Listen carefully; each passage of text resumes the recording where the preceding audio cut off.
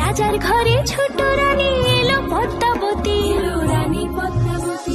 রাজার আরো 6টি রানীর ছিল না সন্তান, পদ্মাবতীর কোলালোতে মিলল সমাধান। বছর যেতে জন্ম নিল 7 ছেলে 1 মেয়ে, হয় খুশির আকাশ হঠাৎ কালো মেঘে গেল ছেয়ে। হিংসেতে যায় জ্বলে পুড়ে বাকি 6টি রানী, যুক্তি করে ঘটায় ওরা 7 কুমারের হানি। সুযোগ মতো 7 ছেলেকে মাটিতে দেয় পুঁতে, বাঁচে একা পারুল ওরা পায় না তাকে ছুতে। ধাইমা বাঁচায় সেই মেয়েকে বড় করে তোলে, 7 ভাইকে পায় যে পারুল 7টি চাপা ফুলে।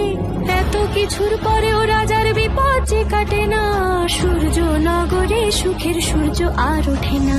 হিংসা বিবাদ বিচ্ছেদ আর প্রেমের কাহিনীতে পারুল বোন কি পারবে 7 ভাই চম্পাকে জাগাতে।